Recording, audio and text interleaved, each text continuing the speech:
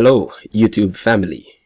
Pastor Kishford Frank with another video for you. Let me say thanks to you for your support of the channel. Glad as usual to have you as a part of this very interesting journey.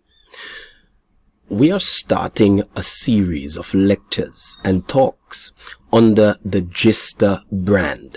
Yes, Jesus is still the answer. Now, JISTA is more than sermonizing, more than good sounding Christian rhetoric. The talks are intended to bring awareness to the reality that Jesus is in fact still the answer and the solution to every single issue known to humanity. I hope you enjoy these JISTA talks. But more than entertainment, my prayer is that you will be transformed. It will have such a positive result. There will be godly change in you, in me, and in our world. God bless you as you view our very first JISTA talk. Our world is in turmoil. And just as at the start, only one man is able to save us. His name is Jesus. Jesus is still the answer, because every problem of humanity finds its answer in Jesus.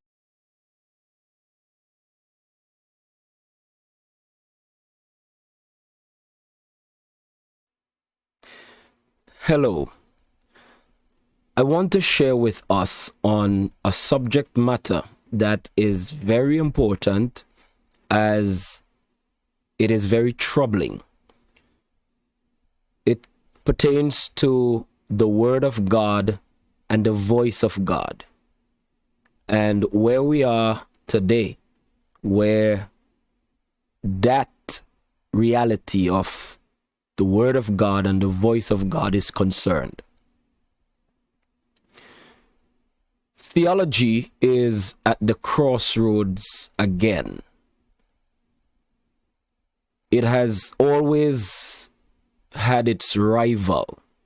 And once again, theology is rivaled by other disciplines.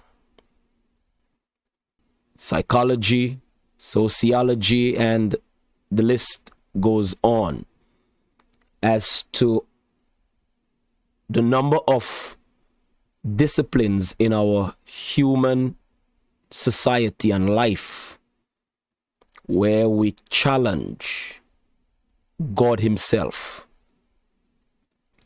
And here is something that is simple enough for us to wrap our minds around.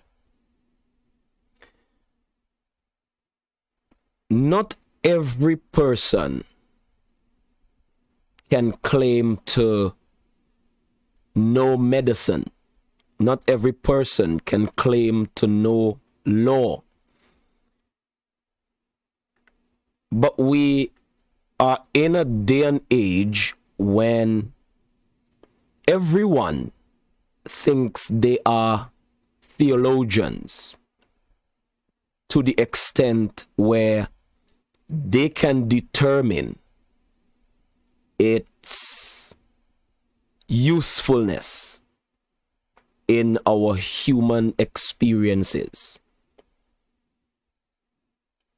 And so theology is once again, like it has been so many times,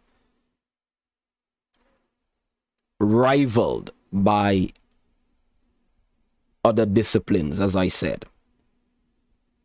So let's try to unpack this. Let's understand what exactly is at work here. Firstly, what is theology? And I am talking to you in a way that the everyday person can appreciate what I'm sharing here. So, what is theology? I'm not going to give you a dictionary definition. I'm not going to pull some quote from the seminary. Theology, it must be understood by us all. So, basically what we have for the word theology, it's a compound word. Theos and logos. Theos, God. Logos, the word. Logis, study. So you put that together, you have the study of God. Studying what of God? You're studying, it's the study of who God is, as much as we can understand. The study of God's word. The study of God's perspective. God's nature. God's character. So it's the study of God. In essence, you are speaking or trying to understand God's perspective. So when you talk about theology, you are choosing that, as opposed to taking your frame of reference from any place, you are taking it from God. So it's the God perspective, or what I simply call, in its most basic understanding, the God view on the matter. So let us, for all intents and purposes, to understand and appreciate what is meant by the term theology. We are basically talking about the God view. That's your frame of reference. So if you want to consider a matter and you talk about the theology of it, you are now saying, let me get the God view on the subject. Let me appreciate it from the frame of reference beginning with God. I can go to the textbooks and I can find out what the professor says. I can get it from the professor's frame of reference, but no, I want it from God's perspective. So we're talking about the God view on the matter. This God view is essentially what is now today being met with abuse, misuse by many. As a matter of fact, interestingly, even by theologians. And theologians are those who are there to articulate the God view. Preachers are abusing and misusing the God view for convenience. So, this God view is not just something for the seminary, therefore. This is not just for scholars. This God view permeates all of human life, for God is creator of all human life. Therefore, he has from the start had the say, his view on who we are, who we will be, how we are formed and fashioned, how we would process the world in which we live, how we would relate to him. It's all there, the God view on the matter. So it's not a concept. When we talk of theology, you as a common everyday person, you might not have studied in the seminary, but you engage theology. You live out a theology based on the God view, how you understand the God view of your life. And so the challenge we have is that Satan continues to attack the God view, the theology. And what he wants is to get us to remove theology out of the picture on every occasion and on every issue. Because when you remove theology, you are removing the God view on the matter, and that is what the enemy wants. Now, do you remember when Eve walked up to the fruit and met the serpent? Eve gave the serpent the God view on the matter. Eve said, God says that we must not. That's the theology. That's the God view. The serpent said, no, you don't need to go with the theology. You don't need theology for this. You can modify. You can substitute. You can go with another word or another view apart from God's view. And you see where that has brought us. You see what that has gotten us, right? So the serpent, Eve gave the theology. The devil, Satan, in the serpent, said, forget the theology. Forget the God view.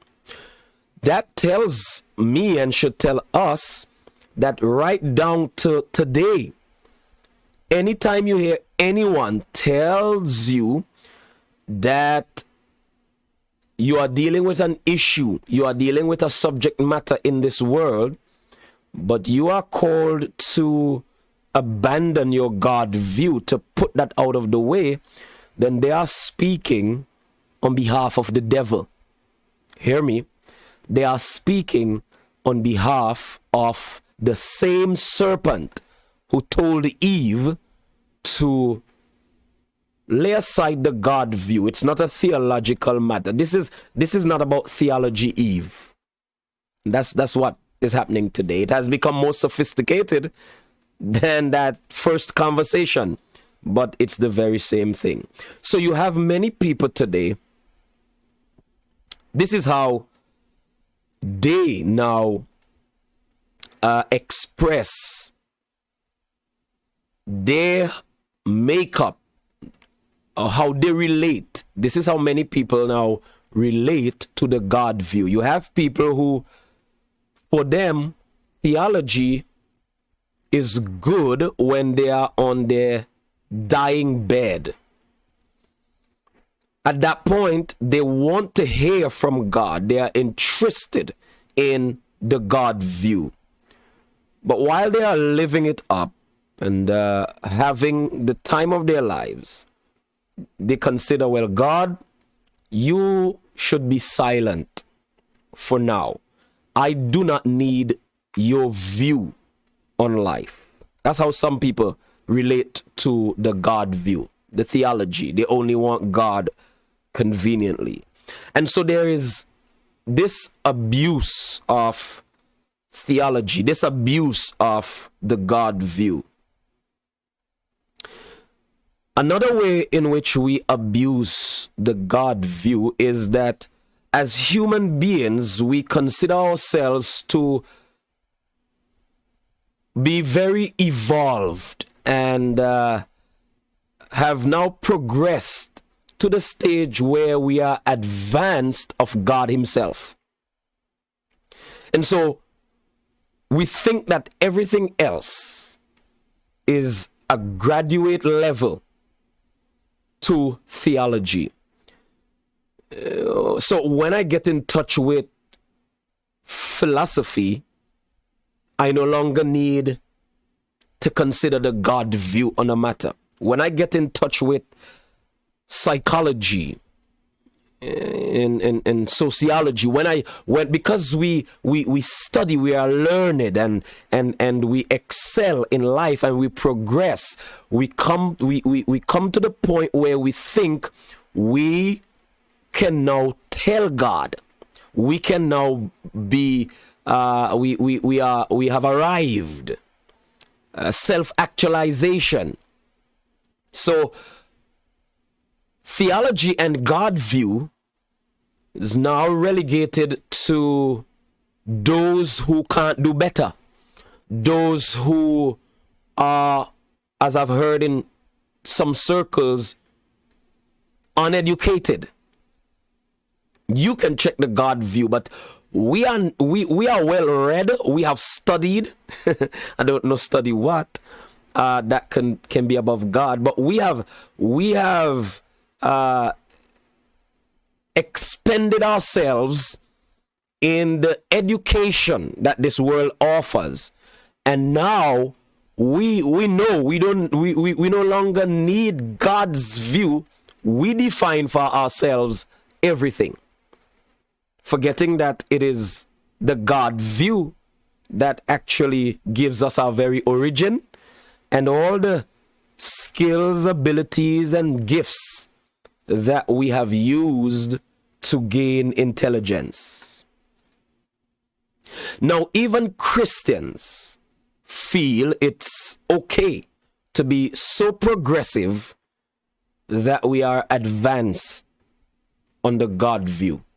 We're well advanced of the God's view. We do not need to make that our reference point in life.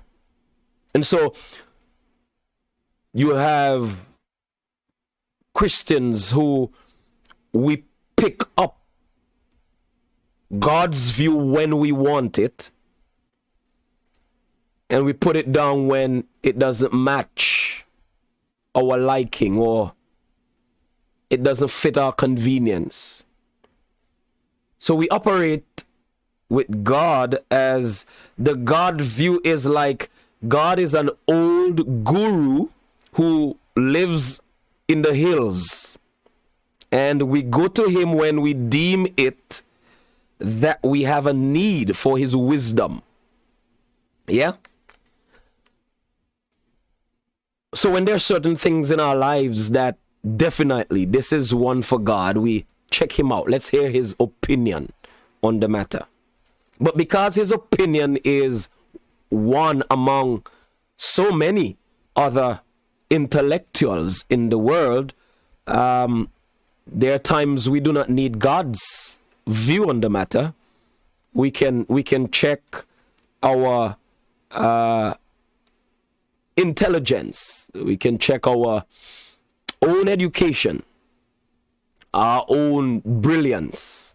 So God is there in the hills as an old guru. We check him out when we need him. But down here in the lights, God cannot relate, so we do not need his view on the matter in any significant way. Why do we have this abuse of theology, this abuse of the God view? Why? Well, simply put, who do you know from the start to be against God's view? Satan, right? He has already succeeded in the world where it comes to diminishing God's view on people's life. He began, let me show you how the enemy has worked in our society when it comes to the God view. God created us and determined who we are. God's view of us is what matters. The enemy, Satan, began by confusing the world, blurring the lines between what is right and what is wrong. That's how he started, blurring the lines. We're not so sure. Lines became blurred. And then when he got the world right there, he made his next move. What was his next move? Since the lines are now blurred between right and wrong, he now moved to actually have us consider right to be wrong and wrong to be right. Blur the lines first and then just tilt it until you cross right over. So now today in our world, things that are fundamentally wrong according to God's view, check the Bible, man has now, by his intelligence and his progress, advanced of God, has now labeled, redefined as right. And if you follow the God view and do what's right and call what's wrong wrong and call sin by its name, man now says you are wrong for doing that. That's how the enemy has caught the world and twisted the God view. But Satan is not done. If it just stayed there, you might say, well, that's the world, and the world has evil in it and evil people and so on, and the devil is the devil of the world. That's his territory. But no, he is not done. He has now moved into the church with the same agenda in the church, diminishing the God view. Could you imagine that? In the church that represents the God view in the world, the enemy has now gotten into the church. And so watch how he moves. He now has the church seeking to diminish the reality of evil. Now, if he goes to the church, he can't approach the church the same as the world to get the church to consider right to be wrong or wrong to be right. That's kind of too obvious. So the first step he has made in the church is to have the church diminish the reality of evil that exists in the world. See how he's operating? Diminishing the gravity and magnitude of evil that exists in the world. Because you see, if there is nobody calling him out as the devil and pointing him out as the enemy of humanity, if there's nobody who is saying that there is evil that abounds in the world, then he is free to roam. He has a free pass in the world. And so that's what he is doing now in the church, causing the church to diminish evil. But it's a deception from hell. It's a deception from hell.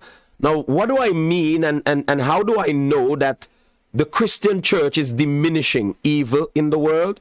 Well, when we have a pandemic and the Christian church considers that there is no evil that's going on in the world at this time, as though evil has been quarantined, that's a diminishing of the evil that exists. And that is giving the enemy a free pass. So all of a sudden, the church is not denouncing righteousness. No, it's still lifting up God. But at the same time, it minimizes, pacifies, and diminishes the reality of evil that exists in the world. So all of a sudden, the church now behaves like nothing is wrong in our world. Before COVID, the church preached against the evils of the world, the evils of mankind, the evils committed by human beings in the world. All of a sudden, the church behaves as though that evil and the expression of evil has been put to sleep. So do not consider any evil to be happening in this chaotic time of our world. What is interesting about that? What is interesting about that posture of the church is that it has been preaching evil before the pandemic. It is diminishing the evil during the pandemic and simply clamoring for the opportunity to heal everybody so we can get back to church so that we can now tell the world it is evil. Very interesting. After the pandemic, we will now tell the world it is evil and should return to Jesus. But not right now.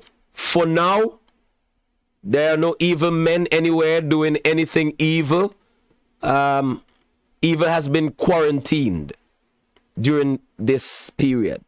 So anything you hear about evil men with evil intentions doing evil deeds, the church leaders, spiritual men and women say it's a conspiracy theory.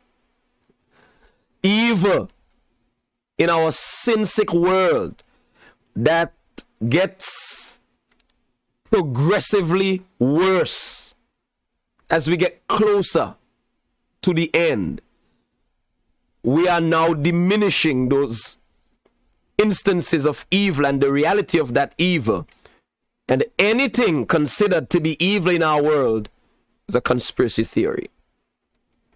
If I were not a Christian, I will wait until the church gets back in the building, their comfort zone, where they want to get back. And I will wait until they get there and start preaching about evil and sin. And I will tell them it's a conspiracy theory. So stop preaching. And all of that equates to an abuse of the God view. And so whenever someone tells me that the issues here in this time of life, this chaotic era that we are in, because it's not just a window of chaos, our entire era is plagued with chaos. So whenever anyone tells me it's not a theological subject, so don't make it one, I cannot conscientiously accept that, because it's clear to me that that is the devil asking me to abandon the God view on the subject. In fact, for many, even in the Christian church, who are claiming that the issues we are contending with in our world are not anything, has nothing to do with theology, and don't make it a theological issue, they are speaking of theology as a seminary thought or as a religious garb that they wear, or as a language for sophisticated Christians or Christians of a particular order, probably Christian intellectuals. That's the theology that they're speaking of. But the theology that is real, alive, and potent in this world, the God view, is something that has to be engaged in every subject matter on the planet. So when they say don't make it a theological issue, they are being very convenient. And more than that, they're doing a disservice to theology, a disservice to God's view. It's a slap in the face of God. Now, clearly, if we have a health issue in the world, something that concerns people's health, your health is threatened, we have a health issue. Yes. And so as we have this health crisis in our world, we do have a health issue. Similarly, if you are talking about problems in relationships, then we have a social issue. We might have an emotional issue. Yes. But the thing is that my theology informs my everything. My theology informs my everything. Right down to what I put in my mouth is informed by my theology. You see, my theology informs my nutrition. The God view informs my deportment and dress. It is the God view or the theology that informs my science and aspects of my health. Yes, the God view. So when you take the present health issue and you seek to make a complete and distinct separation from theology, as though the God view on the matter is irrelevant, I say you have to come again. You are speaking according to the devil. So here is what I would ask. These are some questions that I would ask the Christian church that claims that the pandemic has nothing to do with theology, that claims the issues, the variables being contended, they have nothing to do with theology, so don't bring God into this. Here are some questions I ask. On what ground does the church tell young people how to dress? That is supposed to just be a fashion issue, right? On what ground does the church tell the world how to live? Say you are in a common law union, common law relationship, and there is a different life that you are supposed to live. You are supposed to get married, the church says. On what ground? That's supposed to just be an issue of relationship and choice. On what ground does the church say to the gay community how to live? On what ground? This is supposed to just be a matter of choice. You want to be heterosexual and I want to be gay. That's choice. It's my choice to be gay. On what ground? See, on none of these issues do we separate theology and say it's not a theological issue. So how can we come to one of the greatest chaos and disturbance, one of the greatest disturbances of our world in human history, and still claim a separation between that and theology? Everything for the child of God is informed by his theology, informed by his God view. So how can you tell me my health relative to the virus, the vaccine, diabetes, cancer, my health as it concerns anything at all? How can you tell me it is divorced from my theology? And the thing is, that's very interesting, is that of everything else, all the diabetes and the cancer and all of the diseases of the world were always formed and understood within the context of theology. All of a sudden, God's view is irrelevant, insufficient, and inadequate to deal with this issue in the world. So don't make it a theological issue. Don't bring God's view into this. Who do you think is behind that? Who do you think is behind that abandoning of the God view? Who do you think is behind that? Anyone who says to abandon theology now is saying to you, abandon the God view. And I tell you, they speak for the devil.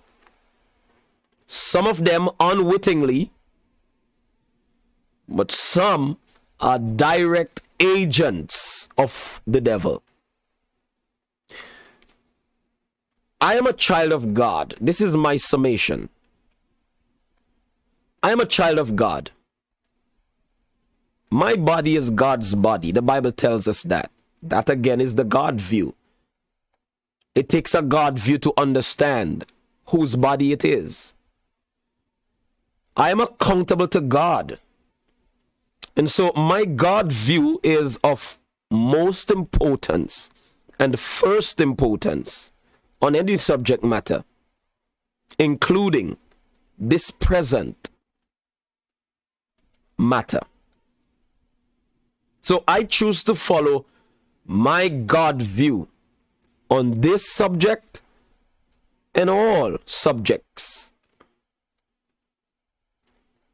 I just want to say to you, your theology, your God view, will be critical for coming decisions that you will face.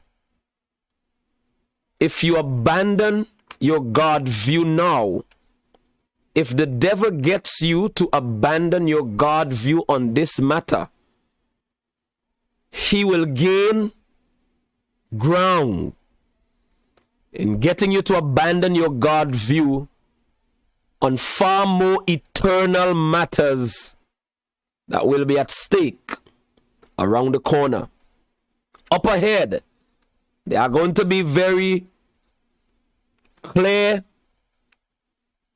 eternally significant matters for you to consider and make a choice about.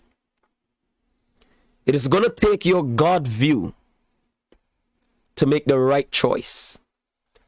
Do not abandon your God view on this current issue, because you wouldn't have it when it is eternally critical. I say, let's keep God's view in everything, every day, on every subject, including this subject matter. God's view is important. It's the devil who wants you to abandon God's view. But it is God's view that tells me who I am, why I am here, and where I am heading. Hold to your God view. Live by God's view. And be ready for God's view to embrace you in the final analysis. May God bless you. Our world is in turmoil. And just as at the start, only one man is able to save us. His name is Jesus. Jesus is still the answer, because every problem of humanity finds its answer in Jesus.